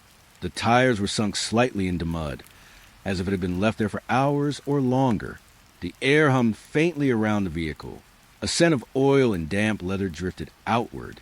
The engine was cold, but the lights burned pale and steady. I stepped closer, boots pressing into soft dirt. Each crunch a loud echo in the quiet. Inside the jeep, the radio hissed. Static whispered to the small cabin. Tiny sparks of sound that pricked at my ears. I leaned toward it. Curiosity tangled with the ache in my chest. Then, between the crackle, I heard it. My name. Soft, deliberate, drawn out, like it had been waiting for me. I recoiled, the scent of wet leather suddenly acrid. The headlights flickered, casting long, uneven shadows across the fog. I wanted to run. My feet barely obeyed. I reached the door. The metal was cold beneath my fingers. The seat smelled faintly of smoke and something sour. The radio crackled again, tiny bursts of static buzzing over the hum of the night. And again my name, clearer this time, like a whisper pressed against the side of my face. I stepped inside. The air was heavy, damp against my skin, the faint hum of the radio vibrating through the floor. The dashboard glimmered, wet with condensation. Every surface seemed alive, reflecting back the dim headlights like tiny, watchful eyes. I touched the radio. Static swirled around my fingers, filling the space with a low, vibrating tension. My name came again, drawn from the hiss itself, and I felt in my chest a weight pressing inward. The jeep doors swung slightly in the mist. Soft creaks punctuated the cold silence. Outside, the fog shifted, curling around the tires, pressing against the headlights, blurring the edges of the forest. I tried to speak. Nothing came. My breath left clouds in the cold cabin. The hum from the radio became a low thrum, as if the vehicle itself had a heartbeat. And then I noticed the seatbelt, twisted strangely, like it had been used and abandoned mid-motion. A breeze whispered in through the open door. I felt it against my neck, wet and sharp. The radio hissed again. This time, a word beyond my name, soft, elongated, impossible to place. I stepped back. The headlights seemed to pulse faintly, casting shifting shadows across the fog-draped forest. Each time I blinked, the Jeep seemed different, edges sharper, closer. The shadows within moved subtly, though I could not identify what exactly had moved. The forest seemed to breathe, fog rolling in gentle waves, squeezing the space around the Jeep. Leaves rustled faintly under invisible feet. Every instinct screamed to flee, but my eyes remained locked on the radio, listening to the hiss, listening to my name. I tried to leave, stepped out, boots into cold mud, heart hammering against ribs. The doors creaked as if sighing, and then, just for a second, I swore the headlights tilted slightly, following me, though nothing in the Jeep moved. I didn't look back. The mist wrapped tightly around my shoulders, wet and clammy. The faint hum lingered in my ears, even as I moved deeper into the trees. The scent of oil and damp leather remained, clinging to the fog, and I knew. The Jeep would wait, light still burning, radio crackling softly, speaking my name over and over into the silent night. I did not stop walking. The forest pressed in from all sides. Fog and shadow blended into one, and the memory of that hiss was alive in my chest, persistent, cold, and impossible to forget. The meadow stretched wide and quiet. Night had fallen heavy, and the air was cool with mist. The scent of wet grass mingled with pine from the bordering woods. Each step I took sank slightly into soft earth, leaving shallow impressions that vanished almost immediately. At the far edge, I saw them. Figures, standing shoulder to shoulder, still and silent. They faced the woods, a dark line against the pale fog. I froze, noticing the unnatural precision in their alignment, the way they all seemed almost deliberate. The meadow hummed with silence. Rustling leaves whispered faintly, like distant static brushing against my ears. I blinked, and they had shifted. Closer, not a footstep, not a movement in the grass. Yet the space between them had narrowed. My chest tightened, cold air catching in my throat. The smell of damp earth grew sharper, almost pungent, as if the ground itself had exhaled in warning. I tried to make sense of it. The figures did not move, not in a conventional way, but something about their presence pressed forward. A subtle sway in the fog wrapped around their forms, blurring edges and making shadows deeper. I breathed slowly, trying to calm the growing tightness in my chest. The fog shifted with a soft sigh, curling at the edges of the meadow. Each figure remained facing the trees, silent, waiting. I could hear my own heartbeat, loud against the quiet, and yet it felt muted, distant, as if the meadow itself absorbed sound. Another blink. Closer again. My stomach lurched. I could see faint shapes now. Shoulders, heads, something pale where faces might be, but no detail resolved, only the sense of attention, something intangible, pressing without touch, eyes that were not eyes, watching from the mist. The wind carried a faint scent of smoke and damp cloth. I imagined footsteps in the grass behind me. Halted. Not mine. The figures did not look at me, but I felt their awareness. The meadow seemed to hold its breath along with me. I stepped forward, boots pressing into wet soil, each sound muffled, swallowed by fog. They remained facing the woods. Each movement I made was mirrored by an imperceptible shift in the crowd, and every time I dared to glance away and back, the space between them narrowed again. A low hum began at the edge of perception. Not a sound exactly, more vibration through the soles of my feet, through the air itself. The meadow vibrated with stillness, a heavy weight pressing inward. I tried to call out. Nothing left my lips. My breath hung in clouds, sharp and cold. The figures did not stir in response, but the air thickened, and the mist seemed to move in tiny ripples around them. The moon peeked through clouds, pale and slow.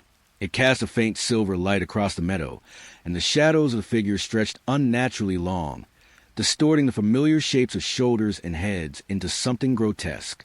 I swallowed, the air tasting damp and metallic. I turned slowly to retreat. Every step I took was measured, careful. The figures did not chase. did not speak, but the space between us continued to shrink, as if the meadow itself had pulled me toward them. The soft crunch of my boots on grass sounded impossibly loud.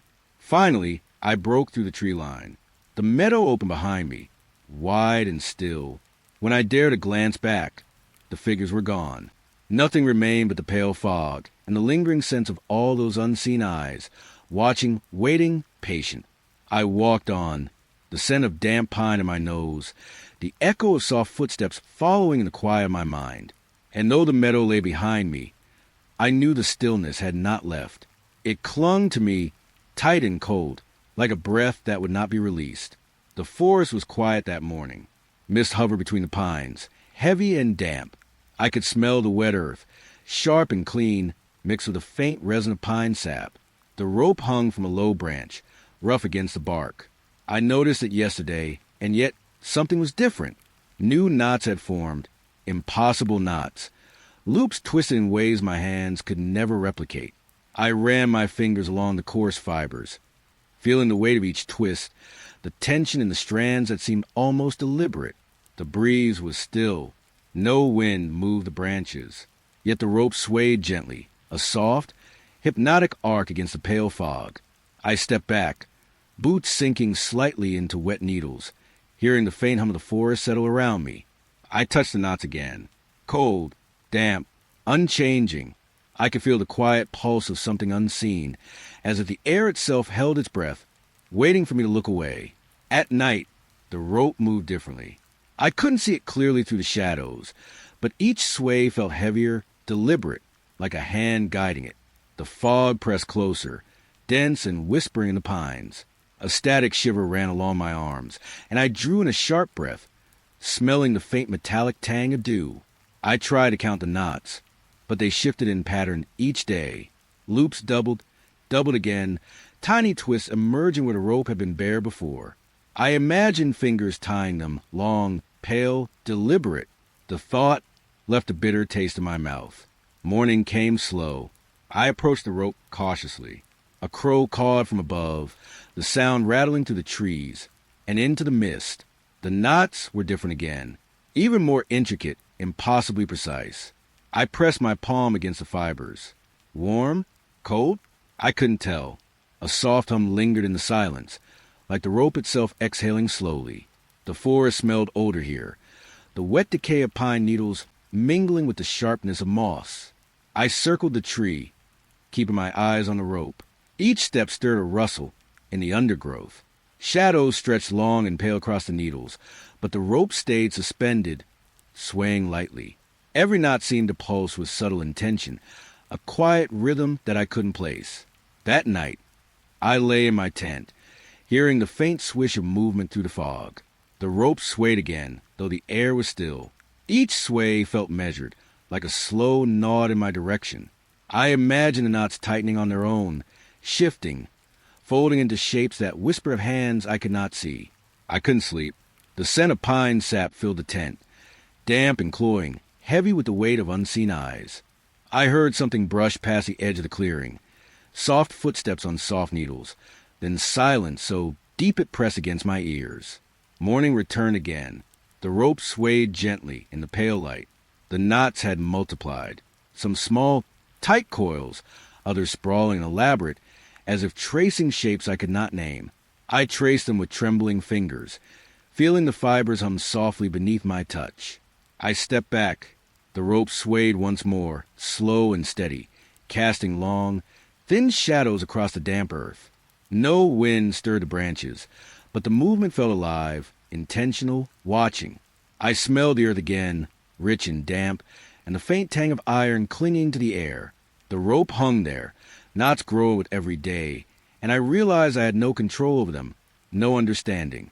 I left the clearing slowly, boots pressing into wet needles. Each glance back made my chest tighten. The rope swung, as if waving or nodding, a silent signal in the pale mist.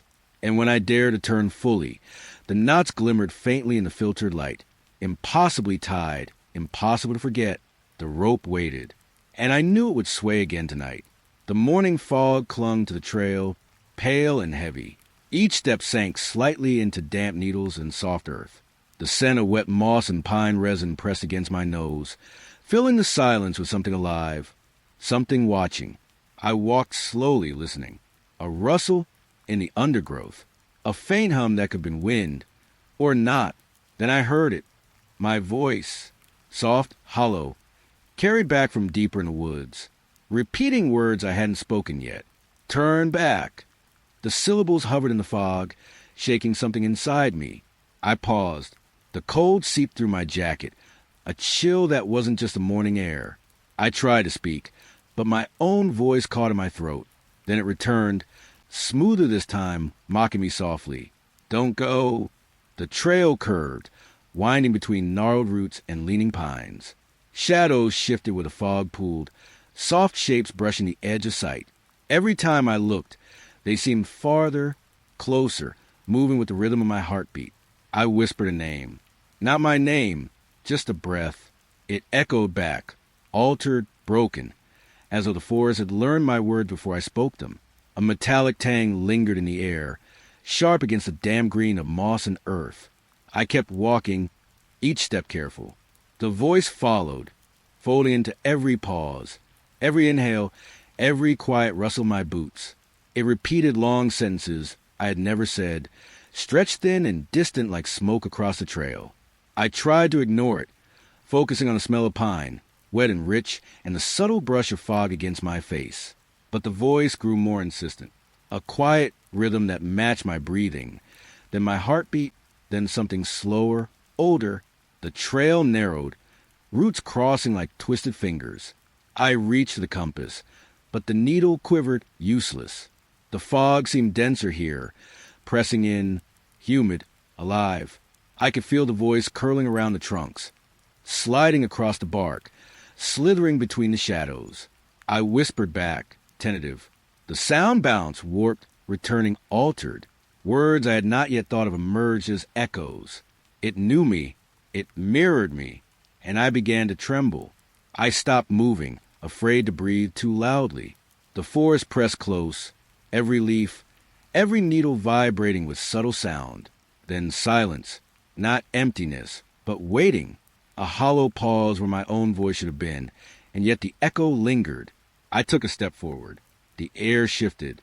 My own voice answered before I could speak, a quiet whisper over the rustle of branches. It spoke in fragments, soft, deliberate, like someone trying to coax me deeper. The trail forked. Mist curled around the trunks, hiding what lay ahead. I could smell wet soil, decaying leaves, a faint tang of iron in the fog. The voice followed, threading between words, slipping around my mind, never quite stopping. I closed my eyes. When I opened them, the echoes paused, and for one moment, I could hear my own breathing clearly. Cold, shallow, hesitant. I dared a step, then another. The voice returned. Softer now, almost gentle, yet every syllable left a hollow ache in my chest. It whispered secrets I hadn't formed, questions I hadn't asked. I felt it in my skin, the vibration of the words through the fog, like the trees themselves had learned to speak. I hurried, my boots pressed into soft earth, twigs snapping faintly underfoot. Each echo followed, shadowing every motion, trailing just behind, perfectly in rhythm. The trail curved again. The mist thinned slightly. I could see a pale light break into the canopy, but the voice clung to me, slipping across the air like cold fingers. I stopped. The echo mirrored my halt, then paused. A beat of silence, heavy and waiting. I felt in the marrow of my bones. The forest had learned to speak my thoughts, to echo my presence, to exist in the hollow between words. I took a deep breath. The voice held still. For a moment, I imagined leaving the trail, running through the mist, and disappearing into the quiet. But the echoes whispered, always one step behind, following me. I kept moving, one careful step at a time, listening, and somewhere deep in the forest, my own voice waited, echoing back words I had not yet spoken, and maybe words I never would. The clearing opened slowly before me, pale light spilling through the thinning canopy. Damp earth clung to my boots. The air smelled of wet grass and old leaves, heavy with mist. Picnic tables, rows of them, standing still in the quiet, each set with plates, forks, and half-filled cups of water. The dampness gleamed faintly, as if someone had just risen from them. I stepped closer. The wooden planks were slick under my fingers. Cold moisture seeped through my gloves. Nothing moved. Nothing breathed. Yet I felt watched. The forest held its own breath. A hum of leaves brushing against each other. Soft footsteps of wind over wet ground. The cups reflected pale light, like frozen eyes. The water rippled with nothing touching it. I circled the table. The plates were clean, but the faint scent of bread lingered, yeasty and warm beneath the sharp smell of rain. Forks lay pointed outward, as if poised for hands that would never return. I crouched to touch a cup. Cold. The water trembled slightly under my fingers. A shiver went down my spine. A thought whispered. Someone or something had been here, then vanished. Silence stretched, not the empty silence of absence, but the thick, expectant silence of something held back.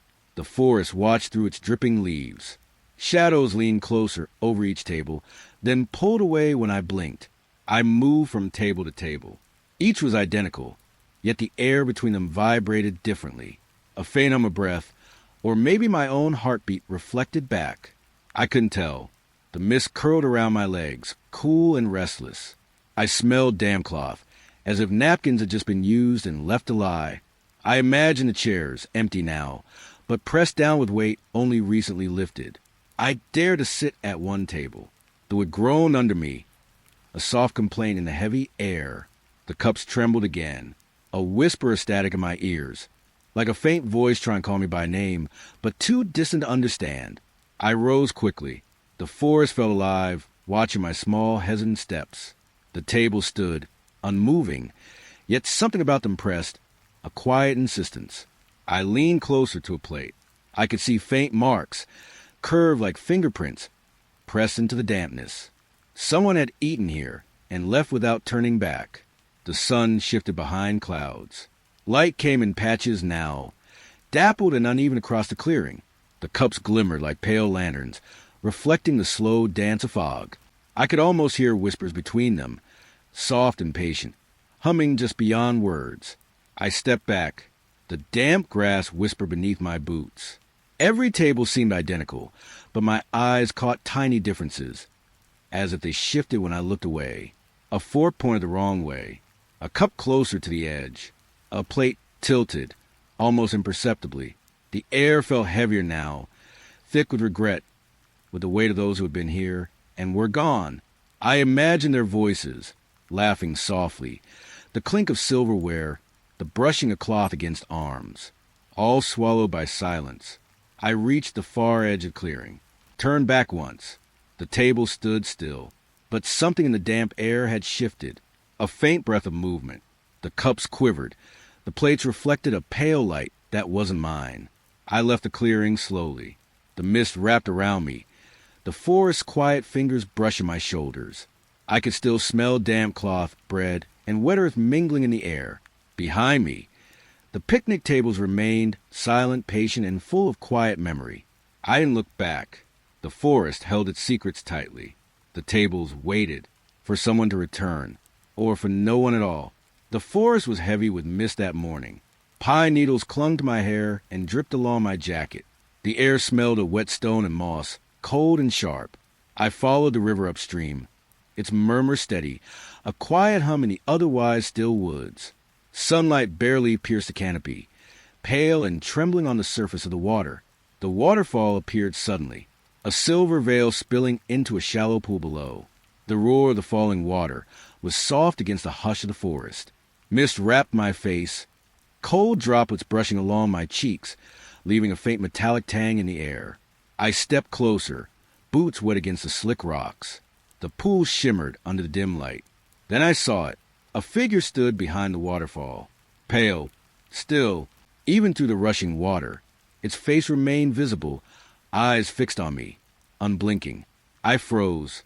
The mist mingled with my breath, warm and fogging against the chill of the rocks. I could hear my heart beat, slow and hollow in my ears. The water fell over the figure, yet it did not blur or move. I swallowed, tasting the dampness in the back of my throat.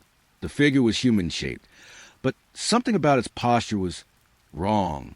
Too rigid. Too calm. Too patient. I edged closer. The ground beneath my feet, slick with moss and water. A faint smell of wet stone and something older, like the echo of decayed leaves, filled the air. The figure did not move, did not breathe. The waterfall's hum shifted in tone, a low, vibrating resonance that made my chest tighten.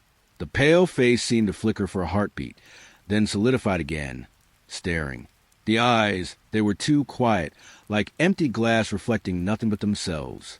I tried to look away, but curiosity pinned me in place. Each drop of the waterfall slid past the figure, as if it were an illusion of some impossible layer. The water carved trails over its pale skin, yet left the shape unbroken. A bird called from somewhere above. The sound startled me, and for a moment, the figure seemed closer, though I hadn't moved. Shadows pooled under the rocks and in the mist. The light shifted with the wind, glinting on wet surfaces, making the edges of the figure sharper, more deliberate. I crouched by the pool, fingers brushing the icy water. Ripples fanned outward, but the figure remained untouched, its gaze fixed, unwavering. I could feel the cold seep into my bones, the pulse in my temples loud enough to match the waterfall. I whispered to myself, soft and trembling, half expecting the sound to echo back distorted. It did not. The forest around me grew quieter. Leaves stilled. Branches stopped rustling. Even the river seemed to hold its breath. Only the waterfall fell, a constant, silver curtain masking the impossibility behind it. I leaned closer, careful not to lose my footing. Water dripped from the rocks onto my hands, cold and relentless. The figure's face remained pale, features sharp yet blurred at the edges by the mist. It did not flinch, did not blink, did not exist in a space that obeyed logic. I noticed then that the pool itself reflected nothing of the figure. No shadow, no ripple, just the falling water, silver and indifferent. The figure was there, and yet it was not. A breath of wind carried the scent of damp pine and wet stone. I shivered, feeling a soft, insistent tug in my chest. Something ancient, patient, watching from beyond a curtain of falling water. The forest silence pressed against me. Even the birds had stopped. Even the river's hum softened. I stepped back slowly, careful not to look away. The figure remained, pale and still, its face impossible to forget. The water fell over it, but it did not blur or break. It was there, and it was eternal. I left the pool behind, feet slipping on mossy stone. The mist clung to my hair and clothes, the forest pressing its quiet weight against my shoulders. Even as I moved away, the pale face lingered in the corner of my vision, a whisper of stillness that the waterfall could not wash away. I did not look back again. The hum of the forest returned slowly, the river whispering as it had before. But the image remained, etched into my mind, a pale, impossible figure standing behind the waterfall, watching, waiting. The morning fog lingered thick among the pines. Cold air clung to my jacket, damp with mist. The trail beneath my boots was soft with wet needles, and every step sank slightly, muted, swallowed. I had been following the marked path for hours, the map folded in my pocket, its edges damp and crumpled. That's when I noticed a narrow track. It branched off almost imperceptibly, not on any map I carried, just a thin scrape through the underbrush. The forest seemed to hold its breath. Leaves hung motionless. A distant crow cawed, sharp and sudden. Then silence returned like a soft blanket. I hesitated, fingers brushing the damp bark of the tree. The air smelled of wet earth and pine resin, sharp and almost electric. Curiosity nudged me forward. The path narrowed, winding, roots twisting underfoot like veins in the ground. Mist curled around the trunks, softening the edges of everything. The light was pale and wavering, as if the sun itself were unsure. Soft rustling followed me, branches brushing against one another, a distant drip of water. I thought it might be wind, but the forest was still. The sound moved with me, always behind, always near. The path led me downhill, over stones slick with moss, past ferns brushing my knees. It felt longer than it should, twisting in ways the map had no record of. Shadows stretched unnaturally between the trees, elongating as the sun shifted. then disappearing as if swallowed by the fog. And then I saw it, a glow, soft, amber, cutting through the mist. A single tent at the path's end. It stood alone in a small clearing, unzipped, the fabric rustling faintly with the wind that wasn't there. I froze. The air smelled warmer here, like dry leaves and a faint, metallic tang. A low hum vibrated in my chest, almost imperceptible, almost human. The tent's glow flickered gently, like a lantern caught in a half-dream. I stepped closer, boots whispering against the soft earth. Each step stretched the silence, the mist curling around my ankles. Inside the tent, nothing moved. No shadow, no shape, just the empty fabric, glowing from within as if the light had a heartbeat. I knelt briefly at the entrance, fingers brushing the cold, damp canvas. The glow seemed to pulse softly, and the air smelled faintly of something old, like smoke long vanished, or footsteps that had passed this way centuries ago. The forest behind me was still.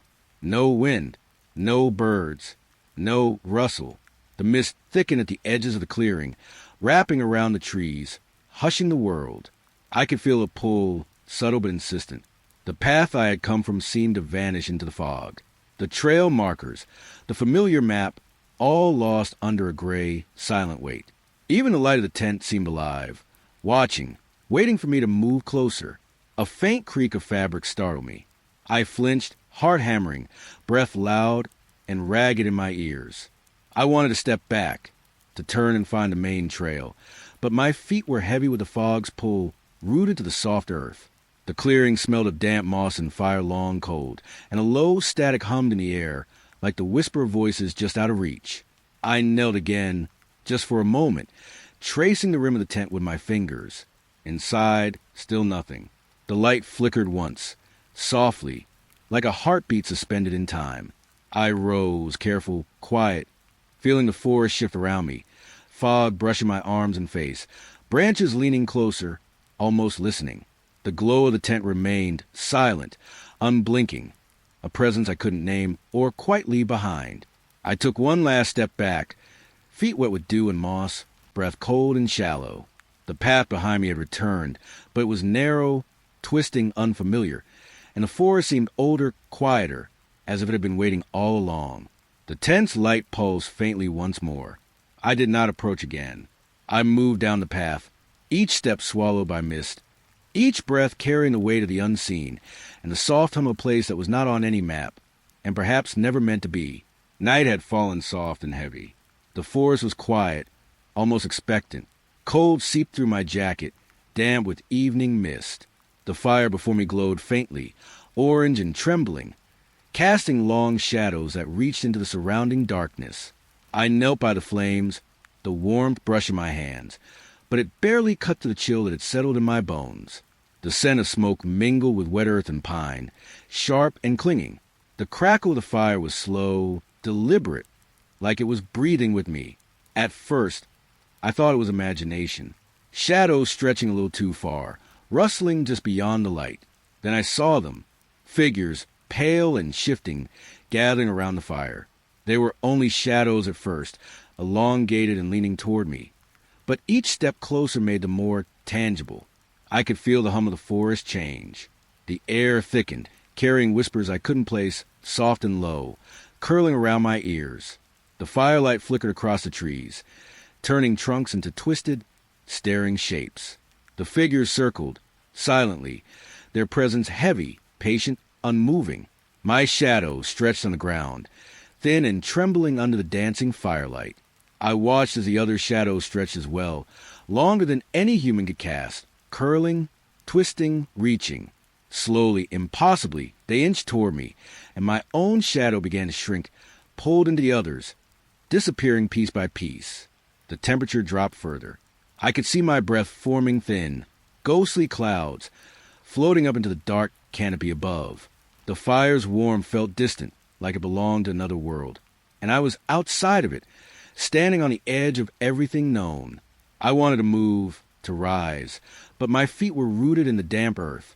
Soft footsteps circled me in the shadows, but when I looked, there was nothing, only the fire and the figures, their forms pale and unblinking, faces hidden, but somehow aware of me. The flames shifted, throwing light across the clearing in uneven sweeps. I could hear the faintest static in the air, like a voice just beyond comprehension. A hum pressed against my chest, resonating in rhythm with my own heartbeat. I swallowed, tasting the metallic tang of fear on my tongue. The shadows grew longer still. One leaned close to the fire's edge, then another, until they formed a circle, complete and unbroken. Each shadow moving in impossible ways, stretching, bending, twisting. My shadow was gone entirely. I felt hollow, like a piece of myself had been taken and folded into the ring. I knelt, head bowed, the fire reflected in the figure's edges, glimmers like eyes watching through smoke. I could feel the pull of the circle, a soft, insistent tug that I could neither resist nor understand.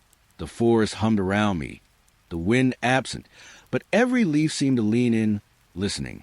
I tried to breathe normally, but each inhale felt thick, like breathing through water. The shadows pulsed with subtle rhythm, and the air carried a faint scent of ash and wet stone, a reminder that the fire was real, even if everything else around it was not.